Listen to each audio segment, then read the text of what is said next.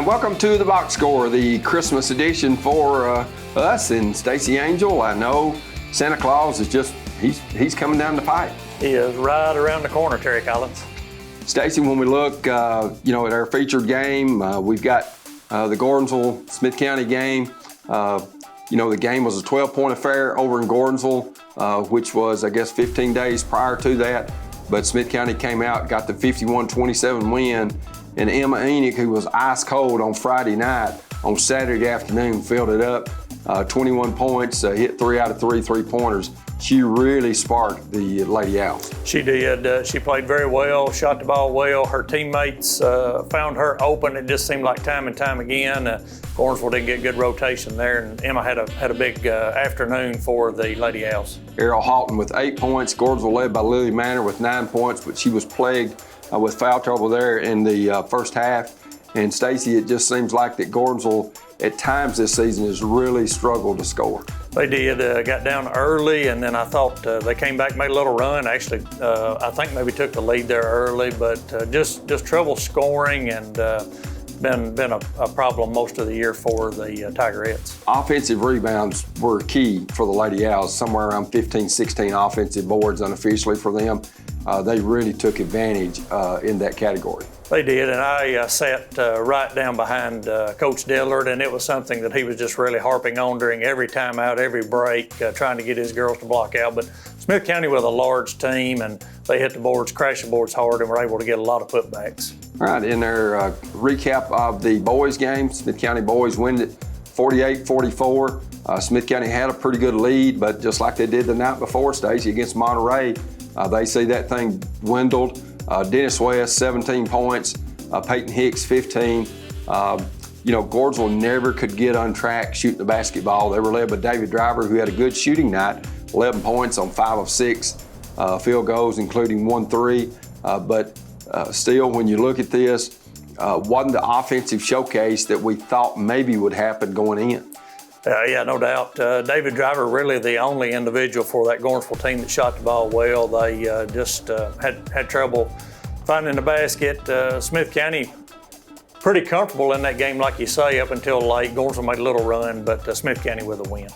Let's go ahead and look at the Sonica Carthage District 7A girls scoreboard. Livingston, a big win over Pickett County. York over Clay County in a close game. Friendship in Clay County, of course, it was canceled because of COVID. Clark Range over Gordonsville, Red Boiling Springs over Monroe County, Kentucky. Stacy, anything sticks out there? Just York Institute and Clay. That's 2 pretty powerful teams. I'm sure that was an outstanding basketball game. And then Livingston Academy, everyone better watch out. They've got a good girls team. Let's go ahead and look at the Sonica Carthage. More scores, Smith County and Gordonsville on Saturday afternoon from Bill Landers Gym in Carthage. And on Monday, we've got the Christmas tournament starting, Pickett County, Clay County, Clark Range, all with wins. Seems like that our Upper Cumberland teams, when they go to these Christmas tournaments, all fare very well, and you can see by those scores there.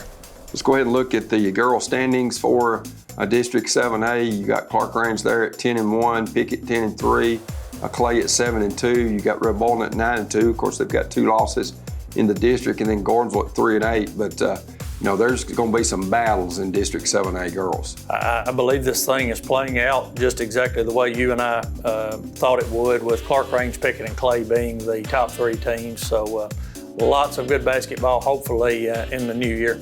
Let's go ahead and look at the District 7A boys Sonica Carthage scoreboard. In Pickett County boys, a big win over Livingston. That's always a great rivalry, Stacy. Right, but I think Pickett. I believe they've gotten them twice this year, and really have a pretty good win streak going against Livingston Academy. And then probably the most surprising score of the whole week, York Institute up 42-28 at halftime. They step on the gas in the second half in Jamestown and beat Clay County 96-70. That's quite an offensive display by the Dragons. No doubt, and Coach Powell, good team there, but that's an impressive win over a very good Clay County boys team. Of course, Friendship in Clay County canceled because of COVID. Gordonsville goes on the road to Clark Range and wins 78-59. Gordonsville 35 points in that opening quarter, and then Monroe County, Kentucky boys over Red Boiling Springs.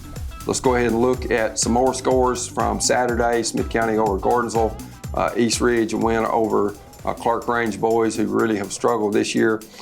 Pickett County, Clay County, Portland and Grundy County all get wins in Christmas tournaments or Classic. Tournament being they bracket them up and you play through. Classic is where those games are predetermined, Stacy. Right, it's more of you know who you're going to play going in, and so with the Classic there and looking at those games probably turned out about how people thought they would.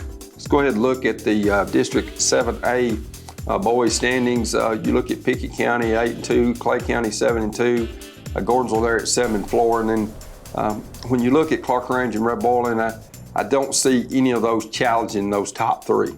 I don't believe they will. Probably be a good game when they play each other, but just young teams compared to these others. Gordonsville kind of, right there in the middle. We'll see if they can get where they can beat Clay or Pickett, but seems to be those two teams at the top. Stacy, when you look at this district, a little bit different in the fact that you've normally had 8 teams in this district and a lot of battles that go on, and now you've only got 5. Really changes the dynamic of the district. They have pared it down, and as a coach, you're looking now that many of those are what we would call automatic region qualifiers. They know they're going to make the region tournament. Does that change how you prepare? Probably not much. You still want to try to get as high a seed as you can in the regular season and also in the tournament to continue play. Stacy, unfortunately, and we saw a game there with that got canceled because of COVID, and that's kind of rearing its ugly head again, and something that we really didn't have to deal with in football, but now you're at basketball, you're in a gym, you're in a closed environment. I hope that doesn't cancel games, but that is always a reality. It's been a concern, and I hate to see that. It was so good. We've gotten back into the gym. There are fans, pep bands, cheerleaders, all those things, and you remember just last season when we had maybe parents only or games like that. We hope it doesn't get back to that, but COVID is just hanging around, Terry.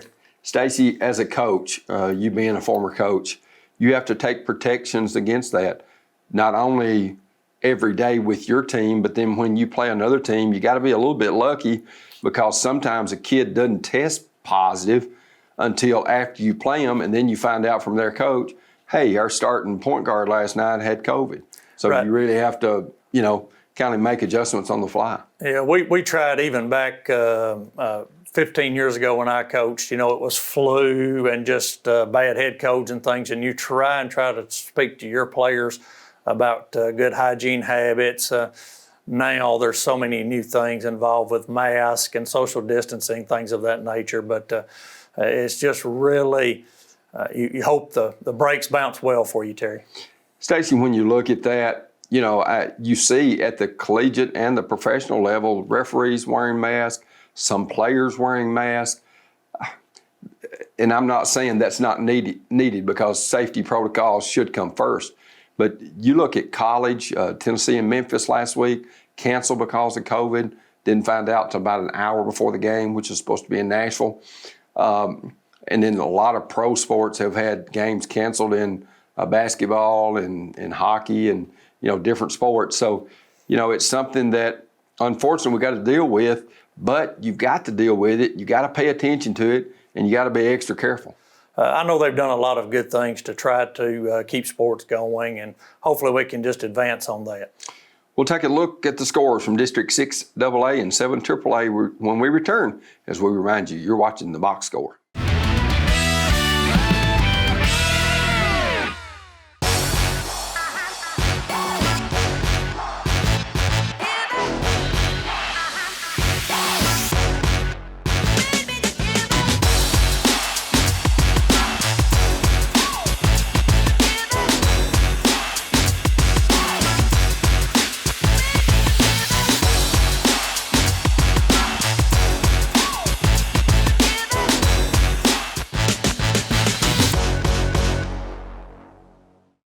What is UC EMC Strong? It's local people, it's local power, Delivering safe, reliable electricity to homes and businesses in the Upper Cumberland is our mission. Getting you back in the game with no time out is our goal. It's been a tough season. Our community has met many challenges, but we're emerging stronger than ever because we're on your team. Upper Cumberland Electric Membership Corporation. We're in this together. How do you know you're in a community, not just a town? Well, strangers smile as they walk by. They refill your coffee without you asking. And when you ask directions, people offer to walk you there. Communities give more. The way you know when you walk into First Bank that you are in a real community bank. Great products, direct access to your local bankers, and relationships that can last a lifetime. Don't just have an account. Have a community with First Bank. Member FDIC. Nearstar Middle Tennessee Mines in Gordonsville is hiring. We have open positions for maintenance technicians, maintenance trainer, electricians, entry-level miners, mill operators, mill technicians, infill drillers, and other amazing opportunities. We offer competitive wages, excellent benefits, PTO, holiday pay, exceptional 401k, and much more. Make the most of your future and your career. Join the excellent team at Nearstar Middle Tennessee Mines in Gordonsville. Liberty State Bank's debit MasterCards are now available with the names and mascots of our local schools printed right on the front of your card. With every non-PIN transaction, Liberty State Bank will donate 5 cents to the school system on your card. It's easy to show your school spirit and raise some extra money for your school at the same time. Show your school pride. Liberty State Bank, a branch of Citizens Bank of Lafayette. Equal housing lender, member FDIC. At DTC, we're proud to provide the communication and entertainment services you need to get the most from today's technology. For a limited time, get 1 month free when you add or upgrade internet with us. Fly at the speed the internet intended you to. Get the technology you want, backed by local customer service from neighbors you know and trust. DTC Communications, your total communications provider.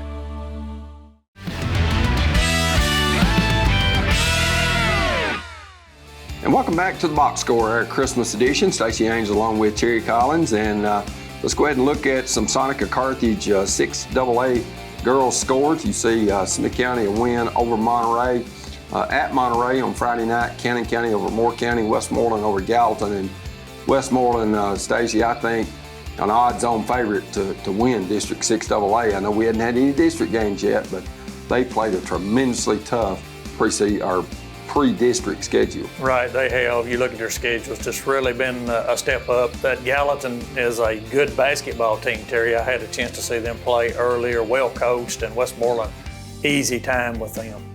Let's go ahead and look at the standings in the district. You got Smith County there at 9-3. They've won 9 in a row since getting off to that 0-3 start. Westmoreland, a tough schedule, as we said, 8-3. Cannon County 5-5. Watertown 3-5. Stacy, when you look at this district, and of course, 1st of January is when they start their district games, I think there'll be some very, very competitive ball games. I believe so. Terry, you and I think Westmoreland's still the cream of the crop on this girls' side, but a team like Cannon County, I've watched their scores, and I believe they're going to be competitive with these other 3 teams, and I think there are going to be some good basketball games in the midst of this district schedule. Let's go ahead and look at the Sonica Carthage District 6AA boys scoreboard. Watertown in a low-scoring game over Oasis, Florida, in the KSA Basketball Classic down in Florida. Gallatin, a big win over Westmoreland, Cannon over Moore County, and then Homewood, Alabama over Watertown. Stacy, any score there that jumps out at you? No, I think those look about like I thought. Watertown going down, that's kind of like we talked about, a team that's growing and learning, a good win for them to get one while they were down there in Florida on break. Let's go ahead and look at some other scores. Sonica Carthage sponsoring that. You've got a Payson, Utah playing against Watertown. White House Heritage, a 1-point win over Westmoreland in the White House Christmas tournament. So, you know, a lot of teams still playing a lot of basketball at a lot of different venues right now, Stacy. Right, it's that time of year when we get into tournaments and classics with Thanksgiving and then followed by Christmas. So a lot of basketball here during the school break. Let's go ahead and look at the 6AA boys standings. You got Smith County off to its best start since 2003, 2004. Ironically, Trey Sanders, that was in his first stint as an Owl head coach. They got off to a 10-2 start. And the Owls, without Matthew Sinclair, who rolled an ankle in the Gordonsville game, and then he was suspended because of the technicals the 2 games before that. So they're looking to get back to full strength. Right, they weren't even at full strength, like you said, but still playing the type of basketball that Coach Sanders liked. The teams they get up and down the floor. They shoot the 3 a lot, not just a ton of inside presence, but they've been very effective against their schedule. Look at Cannon County and Gus Davenport, Stacy. They have played some tough people, and they've lost a lot of close games. A couple of those to DeKalb. Right, their schedule overall has been pretty challenging, and when you have a player like Davenport, I think they can be a challenge on any particular night in this district. Watertown at 4-6, but Matt Bradshaw will get it figured out. His team will start playing better, I think, as the new year gets here. I think he just had to find his rotational pieces. He's a great basketball coach. His teams always play hard. They will. They'll be ready come district time. Let's go ahead and look at the Sonica Carthage girls scoreboard. Livingston, a big win over Pickett County. Upman in Florida in a classic, get a win. Upman girls the next day come out and get another big win. York, big win over Cumberland County. Then on Saturday, you've got Upland wins again in that girls and Stone Memorial over Anderson County. Any score really that jumps out, Stacy? No, I think it's just a repeat of what we'd said earlier. Upper Cumberland teams traveling to different places, like you say, with Upperman going to Florida and Stone Memorial heading on up further east. Our teams perform very well against other competition, and especially in other states. Go ahead and look at some more Sonica Carthage District 7 AAA scores. You've got Stone Memorial over DeKalb. Franklin Simpson, Kentucky beats Macon County. You've got Cumberland County over Eastside, South Carolina. Stone Memorial, Campbell County. White County girls in their own tournament there in Sparta in the Sonic Shootout win 72-30. And then also on Tuesday, Upland girls a win over Lawrence County. Coach Dodgen doing an outstanding job up at White County. I was able to watch White County and Upperman girls, and just a huge win there for White County at Baxter early in the district slate. But it's going to be a fun district. We hope they get those games in after the new year. Just looking at the girls standings from District 7 AAA, and you've got 3 teams there, I think, in White County, Livingston, and Upperman. When everything is said and done, are going to be the cream of the crop, Stacy. I believe so. Also, Cumberland County has had some good teams. They have good tradition there, but I still think that the 3 you mentioned are going to be the ones when it's all shakes out. Stacy, you're looking at a 7-team district. It's going to be tough. I'm not saying they can't be, but it's going to be tough for a Cumberland County, a Stone Memorial, or DeKalb, or Macon just to make the region tournament. You look at Stone Memorial had an outstanding ball club just the last 2 to 3 years. Coach Buck up there, and he's an outstanding basketball coach. And those teams are looking and wondering, what do we have to do to try to get into that into that top 4 to be able to get a region berth? Stacy, I really think it's legit when the Class AAA rankings come out the first year that Upland, Livingston, and White County will be a part of that. Oh, there's no doubt, and they could be all 3 maybe in the top 5 in the state. That says something when it's all in one district. Tough. A lot of coaching nightmares and keep you up late at night, Terry. Let's go ahead and look at the Sonic of Carthage scoreboard for the boys. Pickett County, a big win over Livingston. That has always been a big rivalry, Stacy. Right, and right now Pickett's got the upper hand, Amonette twins, and they roll to another win. And I don't know this to be true, but I heard Will Amonette maybe even tore ACL. We'll have to see, which would be a key piece of the puzzle going for the Bobcats and Joseph Amonette if that were to be true. You hate to see, you hope that's not the case. Prayers for them if that has, but Pickett, no doubt, still be a tough team. Upman, a couple of wins down in the Samco Classic on Thursday and Friday. York in a very good ball game beats Cumberland County 68-65. that's developed in quite a big rivalry over the last 5 to 10 years. They used to not play each other, but they do now. Right, just border counties there, and I'm sure the atmosphere for those games is one to behold, Terry. Definitely is. Let's go ahead and look at the Sonica of Carthage. More scores. Cumberland County over Fairleigh. Grace Academy International Florida over Upman boys. Then the Tennessee Heat beating White County boys in the Sonic shootout. Tennessee Heat must be loaded. Well, they must be. That score surprised me a little bit. I don't know much. I've heard of Tennessee Heat. I think that's a homeschool type team, but that's a big win. And then Smyrna gets the win over DeKalb County in the Adidas Classic. Let's go ahead and look at the boys standings. When you look, you've got White County sitting there on top at 6-2. You've got Livingston, who's played a tough schedule. They've lost some close games. They lost a close game, in fact, to Smith County. DeKalb County sitting there with John Sanders at 6-4. But I think this will be another very competitive district in this boys. I think White County probably the cream of the crop in the district. But Stacy, it only takes one injury. It only takes a couple of kids out for COVID, to really make this thing an even dogfight. Right, and when I look at this district, like you say, White County's probably better than the rest, but a lot of those teams are pretty even talent-wise, and when you look at that, that's going to equal some very good matchups on given nights in 7 AAA. Of course, Livingston, DeKalb, Upperman, and Macon in the old District 8 AA, Stacy. But you add 3 very quality teams in Stone Memorial, Cumberland County, and White County with them. I know these coaches think, golly, I was in a tough district in 8 AA, but I'm going into even a tougher district now, it seems like. Right, and we talked about that. Teams that come in with good basketball history and just makes this a very tough district, boys and girls side, and their numbers are up when you look at other districts. Having a 7-team district, this is a very tough AAA district in the state of Tennessee. Stacy, when you look and you know that District 7 AA is going to play 8 AAA, which is going to offer some different matchups. These teams have played each other, maybe not in a district setting, but just in a rival kind of setting.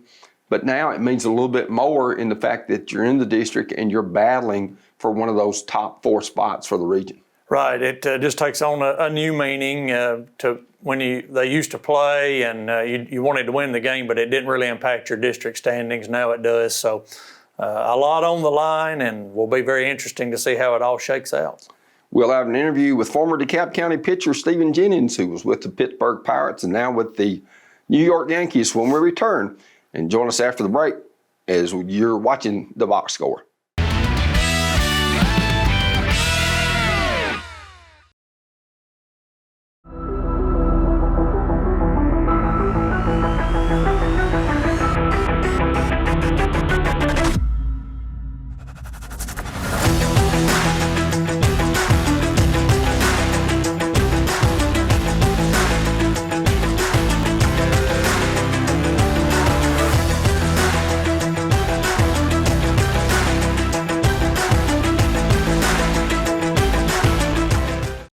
What is UC EMC Strong? It's local people. It's local power. Delivering safe, reliable electricity to homes and businesses in the Upper Cumberland is our mission. Getting you back in the game with no time out is our goal. It's been a tough season. Our community has met many challenges, but we're emerging stronger than ever because we're on your team. Upper Cumberland Electric Membership Corporation. We're in this together. How do you know you're in a community, not just a town? Well, strangers smile as they walk by. They refill your coffee without you asking. And when you ask directions, people offer to walk you there. Communities give more.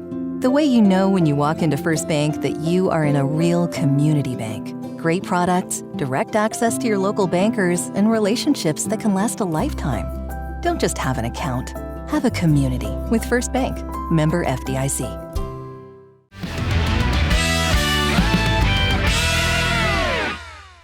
Here with Brush Creek resident Stephen Jennings. And Stephen, it's been a while. I know you played high school football and up at DeKalb County. In fact, you were a DTC Player of the Year here a few years ago. What year did you get out of high school? 2017. 17. Yep. Doesn't seem like it's been that long ago, but I know the reason we've got you on here now is because an exciting time for you. You got traded from the Pittsburgh Pirates to the New York Yankees. What do you feel about that? Extremely excited, first off. It's always nice to be in an organization where you feel like you're wanted. I was extremely grateful for the opportunity that I got being drafted by the Pirates and getting to play for them for 5 years, but I'm excited for something new and to be with a different organization. All right, Stephen, you started out in single A or A ball, and then you got called up this past year to Altoona, Pennsylvania, which was the AA affiliate of the Pittsburgh Pirates. Tell us what it's like, leaving your senior year to go to Florida, away from mom, away from dad. Not that you were mama's boy or daddy's boy, but still, that was a pretty big transition. You graduate high school, and then you go to Florida to start spring training and do the things that professional baseball players do. Yeah, definitely a huge adjustment. Being 18 and still living at home with your mom and dad, and then basically overnight you got to learn how to fend for yourself. You got to learn how to do laundry. You got to learn how to cook and clean by yourself.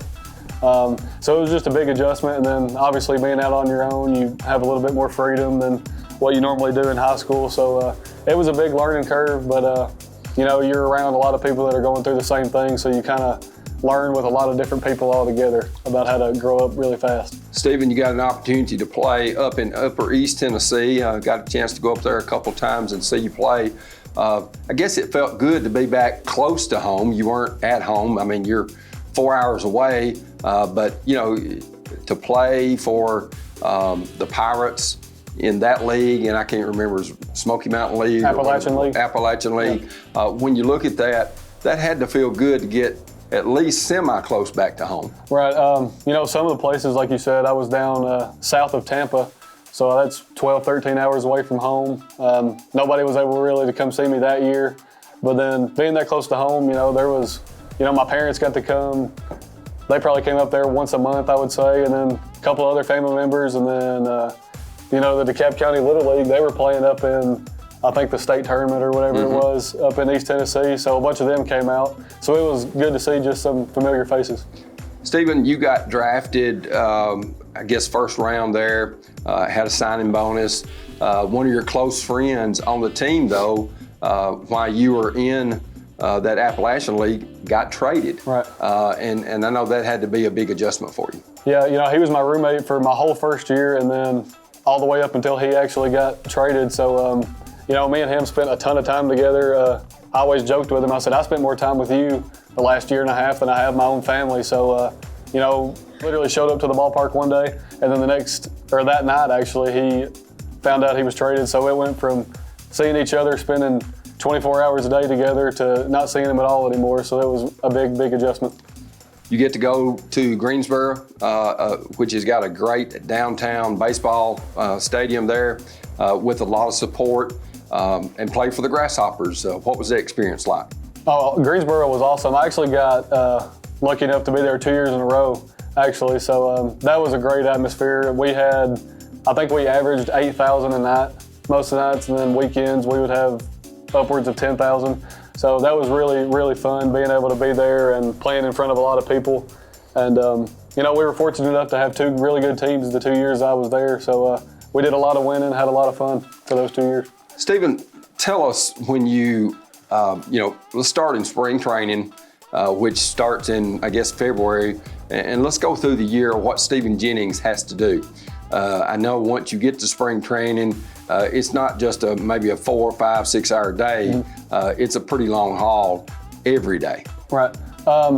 So spring training, like you said, starts late February, early March. Most of the time they'll bring the pitchers and catchers down there about a week earlier than everybody else.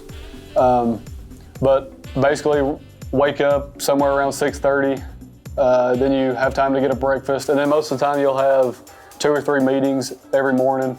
And then after your meetings, you got, stretch, then you got your throwing program. Sometimes you have bullpen that day, and then after a bullpen, you're either going to have conditioning, which is like long distance, like sprints or long distance running, and then you'll have you have to run some or you have to lift in the weight room, and then after that, most of the time you have to go back out later on during the day and do some PFPs, which is like pitcher fielding practice, working on getting over, covering first, fielding bunts and stuff like that. And then you have spring training games. I think we had them 4 times a week, and then the other 3 days were inter-squad. So, I mean, you're going from 6:30 until about 3:30, 4 o'clock in the afternoon every day. Stephen, when you look at being at Pirate Village, it's kind of neat that, you've got several stadiums there, and of course you are playing with a lot of prospects, but all of y'all have the ultimate dream, and that is to get to the big leagues. Right. And some of those dreams will come true and some won't. That's the unfortunate thing of minor league baseball. Right. Really you get to spend all day, every day with a lot of people that are ultimately trying to get to the same spot you are. So, kind of in the same position groups. Like all the hitters and position players hang out with hitters and position players, and then the pitchers kind of hang out with themselves. So everybody kind of bands together in the fact that you're trying to get to the same spot. So you pick up things from this person and that person to help you out. But also, sometimes there's people that, you can get into it with them pretty easy because they're trying to get to the same spot that you are. So, it's definitely a weird dynamic sometimes, but also a fun one. I know you're a competitor, and the way I know that, I got to tell a quick story on Stephen Jennings. Of course, he lives over here in Brush Creek, and Randy Jennings, his dad, played at DeKalb, then went on to play at Cumberland, and then he was a principal at DeKalb County High School, and then his mother, Jill, played at Gordonsville High School, was a basketball player and also a good slow pitch softball player. And I would go over to Stephen's house occasionally, and we'd play ping pong. And I know Stephen's not going to remember this, but I remember on 2 or 3 occasions, if you got beat, you didn't take that too well. And being that competitor, I think has helped you get to the level that you're at. I know we kind of say that jokingly, but still, it's kind of dog eat dog when you get in the world that you're in right now. Right, definitely. My dad always joked around. He said that that everybody needed to put stock in academy, because we had to go to academy about once a month to buy new ping pong paddles. But definitely, and then obviously when you get to that point in professional sports, everybody's kind of got the same background and same story, just as far as the competitive nature that you have. So there's a lot of things that are competition that really probably shouldn't be. It's a competition to see who, we had competitions to see who, as pitchers, see who could get the most bunts down in a row, see who could, and obviously Fortnite was a big thing in video games. So we would all have competitions, just different competitions with video games and everything. So everything turns into a competition, not just on the baseball field. Stephen, when you look at this past season, you started out in Greensboro. They call you into the office one day and then promote you to AA up to Altoona. How exciting was that? Extremely exciting. It was actually kind of funny how it worked out. We were playing in Greensboro, and I came in the 7th inning, I think, and we were up 1, and runners were on 2nd and 3rd, and there was no out. So I got the first out, then gave up a hit to give up 2 runs, so we lost the lead, and then ended up getting out of that inning. And then in between innings, I kind of had one of the competitive nature kind of fits. And after the game, the manager came to my locker and said, whenever you get dressed and get a shower and everything, come see me in my office. So I'm sitting there thinking, I'm like, man, I'm going to get a fine. I was like, because I knocked over the bubblegum bucket or whatever. And I was like, man, I'm about to get a fine or about to get a chewing. And he said, well, I guess this is how it works. You give up the lead here, and then you get to go to Altoona tomorrow. So obviously that was a exciting time. And then got up to Altoona, and then I think the day that I got there, I had to throw. I left the next day, got there the next morning, and then had to throw that night. So it can turn into a real quick turnaround, but definitely exciting. Stephen, when you look at the end of the season, you got to go after Altoona season was close to being over. Mm-hmm. You had some COVID and some issues with some pitching staff at Greensboro who had made the playoffs. Right. So you got to go back and pitch in the playoffs. You fell just short of a championship. You played at Bowling Green. We got an opportunity to go up there a couple of times and watch you And I know that was exciting because you had a lot of family members that came up to Bowling Green to watch you pitch. Right. Like you said, the Altoona season was winding down. I think we had 3 regular season games left, and we were out of the playoff hunt in Altoona. And then kind of the same thing called me in the office. They said they need help on the pitching staff down in Greensboro. They had already clinched a playoff spot, so we were trying to fill in some holes in the pitching staff, and relievers were one of the things they needed. So I was one of the ones that they picked to go down there and help them out in the playoffs. And it was definitely exciting. You know, we were in Bowling Green, hour and a half away from here, so pretty much all my family got to come, a lot of friends got to come. I think we had a whole section of that stadium filled in one night just of people from Smith County, DeKalb County. So it was definitely fun. Like you said, unfortunately came up 1 game short, but it was a really, really good experience to get to throw in the playoffs. Stephen, you're a pitcher. You have been not only a starting pitcher, but a long reliever as well. Which role do you like the best? I think I like the pen a little bit better. You know, all growing up, that was kind of my role. I played shortstop for the first 6 innings, and then the 7th inning I'd come in and be a closer. And then my senior year, I was a starting pitcher. Got drafted as a starter, and then my first couple of years in pro ball, you know, I stayed a starter, and I got used to the routine. You know, you pitch one day, then you got 4 days in between to get your body back right and do all the things that you want. And then on that 5th day, you start again. But last year, I really came to love, you know, being in the bullpen. It's not as much structure down in the bullpen down there. You just kind of have to be ready whenever they need you. But I started to learn to love it.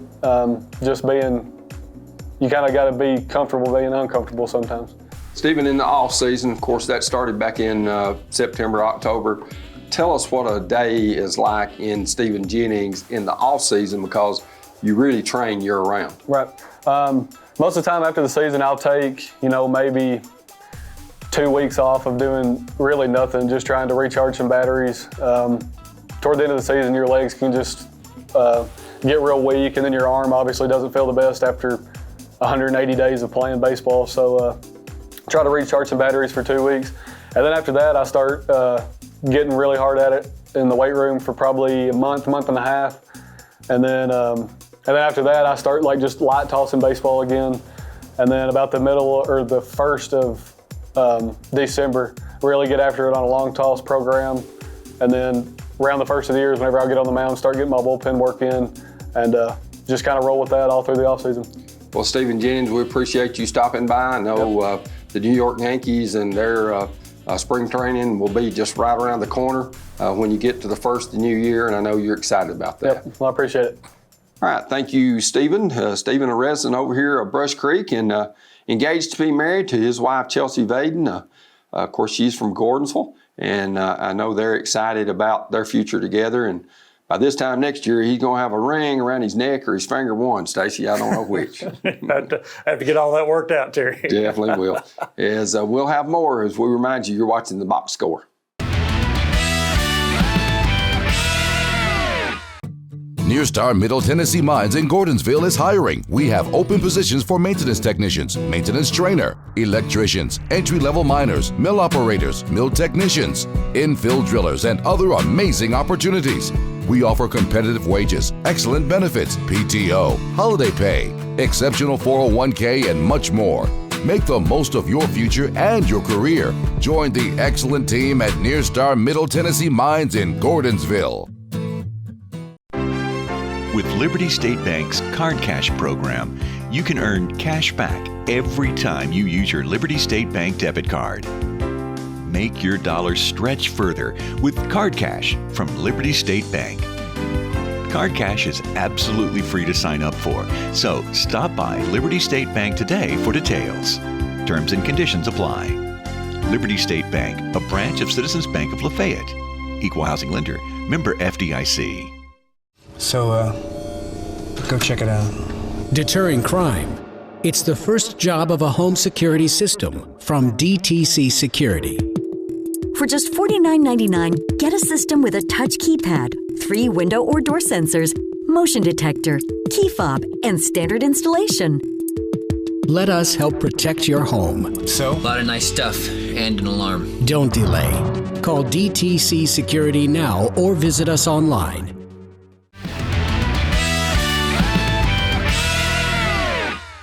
And welcome to the Box Score. We've got DeKalb County pitcher Patrick Cantrell with us, and he signed with Freed Hardeman out of Henderson, Tennessee. That's kind of out in West Tennessee, but still a very solid program. And Patrick, we appreciate you taking the time to be with us. First of all, signing with Freed Hardeman, I know you've got your senior campaign to go. That had to be a pretty big thrill to get a collegiate baseball scholarship. Yes, sir. It's always been my dream to go play college ball. When you look, I know DeKalb County's always been known for baseball, and you know, it really means a lot, even from Little League all the way on up, Babe Ruth and Senior League, whatever you want to call it now. I know it's ultra competitive. Your all-star teams are always placing well, whether it be in the region or in the state. So, you know, for a kid to start out, you know, at the tiniest level there in Smithville and to achieve this is a goal that many people have reached because of that support. Yes, sir. I can't tell you how many people have helped me along the way, and you know, I lost hope sometimes, and then all those people are there to push me farther and farther, and that's why I've made it to where I am. Patrick, this is Stacy Angel. We had an interview earlier with Stephen Jennings. Talk about maybe some of the influence that he had with you, and maybe just watching him and see what level he's achieved. Does that kind of give you a good positive hope for what you could possibly do there? Yes, sir.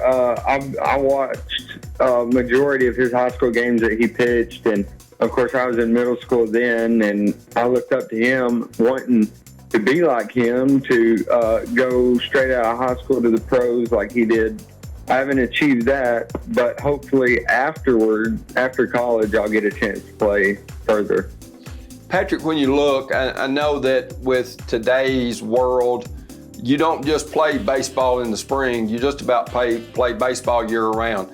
Tell us about what you do in the summer, because summer league baseball has gotten to be, automatic, I guess, if you're going to be playing at a next level or a higher level, and you get a lot of exposure there as well to a lot of different college coaches. So talk about your summer program.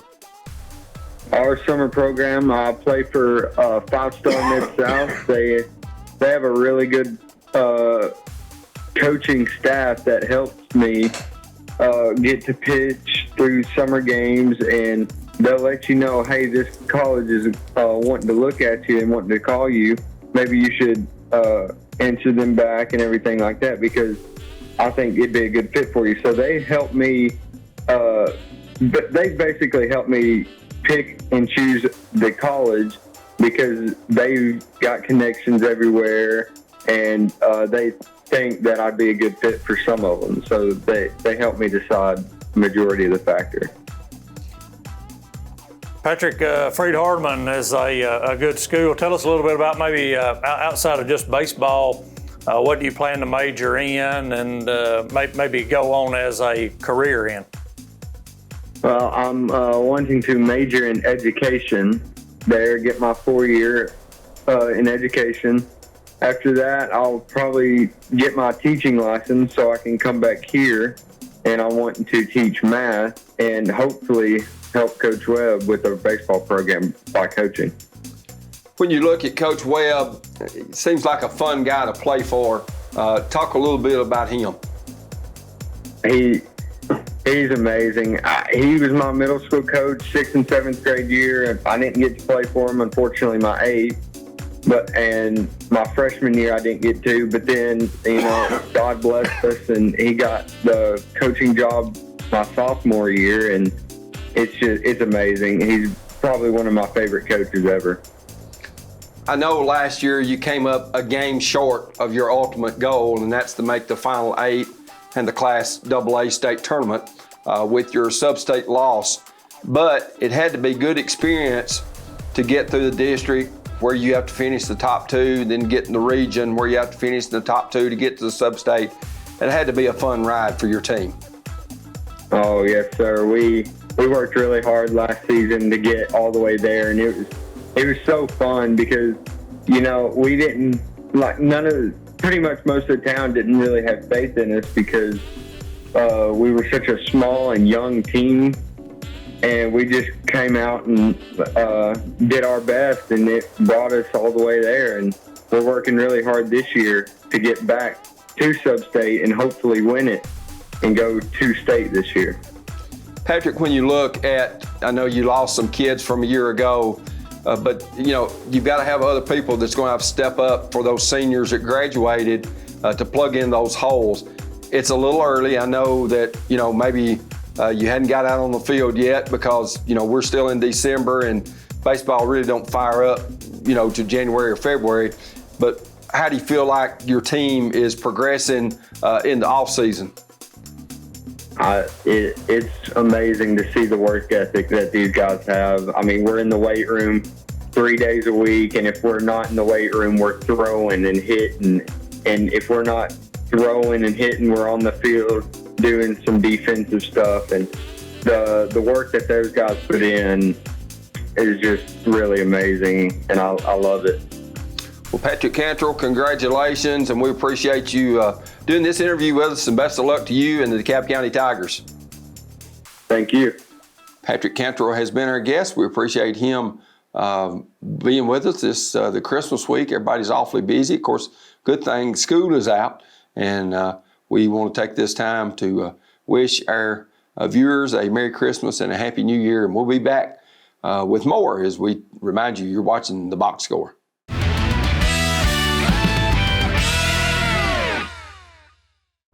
If you're a commercial driver looking for a company to call home, Huff and Puff Trucking is the company for you. Our employees are professional and dedicated individuals that take pride in what they do. We offer an outstanding pay package with a dispatch structure that maximizes your home time. To learn more about a company that knows you by name and treats you like family, call us at 1-800-965-5033 or visit our website at huffpufftrucking.com.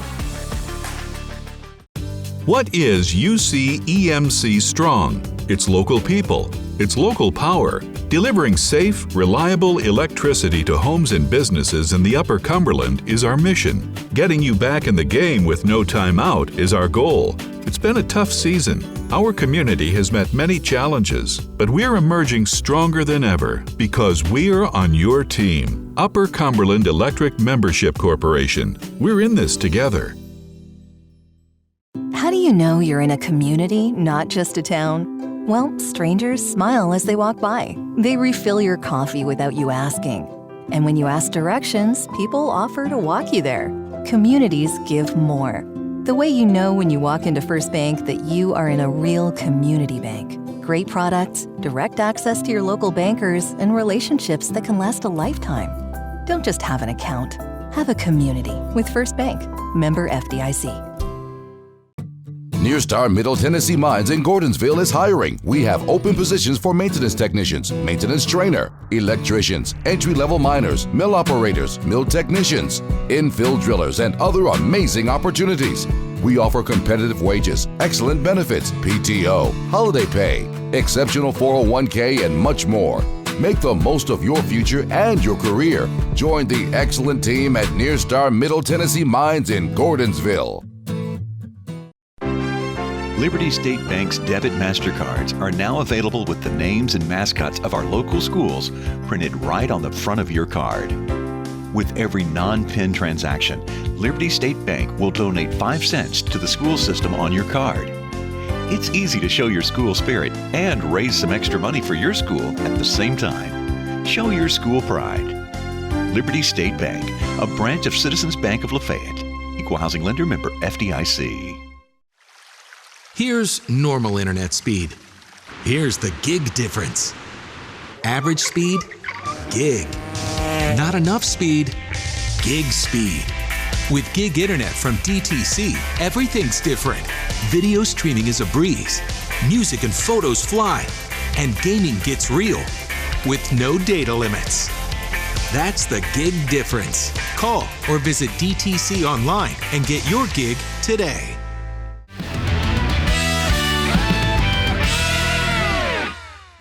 And welcome back to the Box Score. Terry Collins along with Stacy Angel. And Stacy, we've got some upcoming games.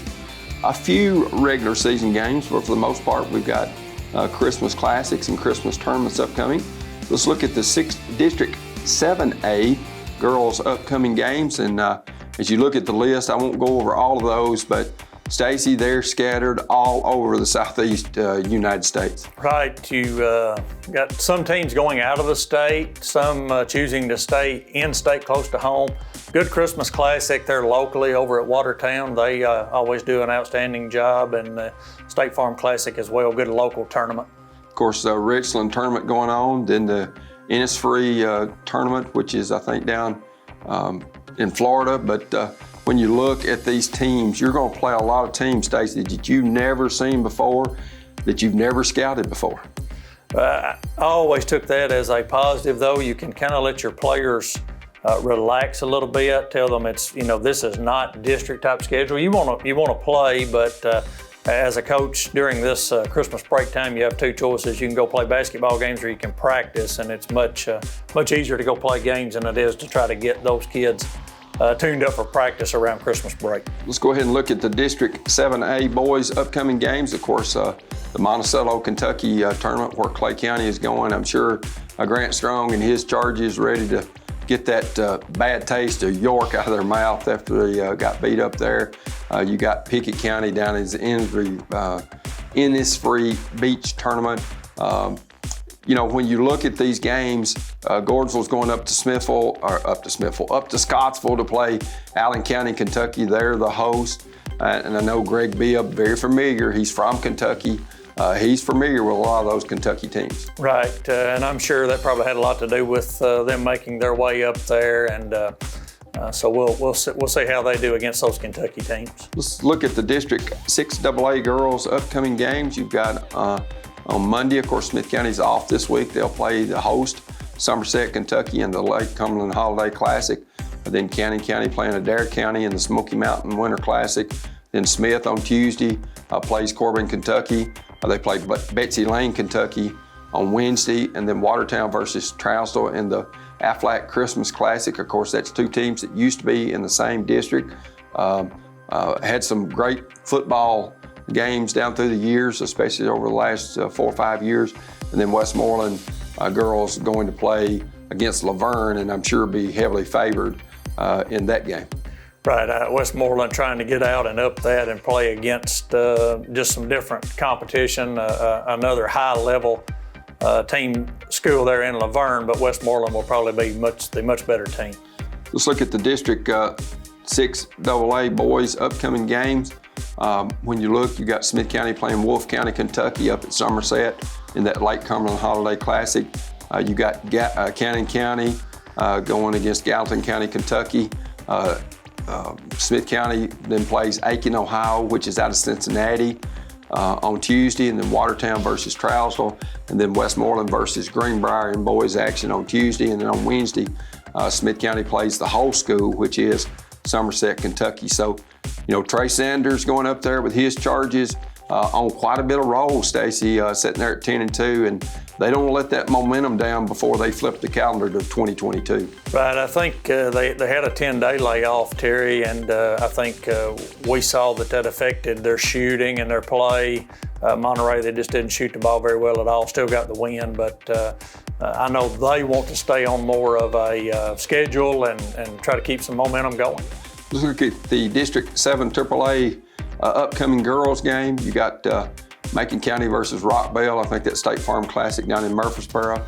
White County playing Sunny Slope, Arizona in the Cactus Jam Christmas tournament. Of course, that's out of state. Then on Tuesday, you've got DeKalb County versus Community, Livingston versus a team out of Pennsylvania, and then Upland to be determined in that Andrew Johnson Bank Ladies Classic. A lot of good basketball there, and again, some of the teams choosing to go out of the state, maybe trying to find a warmer climate. Right. Let's go ahead and look at some upcoming games. DeKalb County versus Community in the Aflac Christmas Classic, Macon County versus Hillsboro, and then on Thursday, DeKalb County playing the Firebirds of Pearl Combe. Interesting about DeKalb. They've kind of been down just a little bit here recently, lost to Smith County. Interesting to see if they can bounce back and maybe kind of get back in the mix of 7 AAA. Look at some District 7 AAA upcoming games for the Boys side of the ledger, White County playing Canterbury, Florida. Then they play the next day against Knox Central. Then Stone Memorial versus Sequoia, and then DeKalb County playing against a very good Siegel Stars squad. So John Sanders not shying away from competition over this Christmas holiday. No, that's a big step up. Siegel with a good basketball team. A little interesting. I'm not sure where the Innisfree beach tourney is, but I'm sure it's at a beach somewhere, and it's kind of odd to see White County going down and playing Knox Central. Right, that's for sure. Let's go ahead and look at the upcoming games on the District 7 AAA side of the ledger. White County versus Bell County, Kentucky. Livingston versus Trousdale County. And DeKalb versus Community in that Aflac Christmas Classic. Stacy, those teams have seen each other a little bit down through the years, and no doubt, coaches right now are trying to get exactly what their rotation is going to be and know what that's going to be, because district slates come first of the year, you're going to have about 6 weeks of nothing but solid district games. Right, and if there are any kinks to work out, any weaknesses in what you're doing, these tournaments and these classics are your last opportunity, Terry, to try to figure that out. On Thursday, December 30th, Livingston plays against Eagleville, and then DeKalb County versus Moore County, and then we'll be ready for the first year. And Stacy, when you look, it's always fun, I think, to go on the road in these tournaments. I'm sure it would be really nice if you were in a warm locale. I never had the opportunity to take a team and do that, but would be a good opportunity. I like the beach, as most people know, so if I had that opportunity, I would take advantage of it. Well, Stacy, we want to wish you and all the Angels a Merry Christmas, and all our viewers a Merry Christmas. And for Justin and for Stacy, I'm Terry. Merry Christmas and a Happy New Year.